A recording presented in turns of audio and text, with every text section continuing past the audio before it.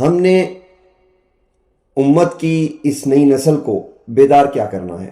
کس ایشو پر ہم سوئے ہوئے ہیں؟ کس ایشو پہ ملک کو اور مذہب کو آج سب سے زیادہ بیداری کی ضرورت ہے؟ یہ دو ایشوز ہیں۔ نمبر 1، جذبہ حب الوطنی۔ یہ مجھے آپ کو اپنے اندر اور اپنی نسلوں کے اندر کوٹ کوٹ کر بھرنا ہے۔ اس کے لیے ہمیں شارٹ ٹرم، مڈ ٹرم اور لانگ ٹرم پالیسی پر ابھی سے، اسی وقت سے عمل کرنا ہے۔ کل نہیں ہے، آج ہی سے عمل کرنا ہے۔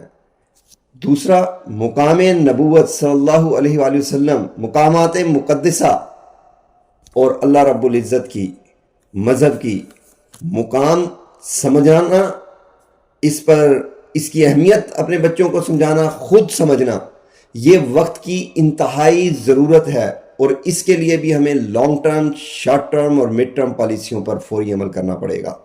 تبھی جا کر یہ پوری قوم صحیح معنوں میں بیدار ہوگی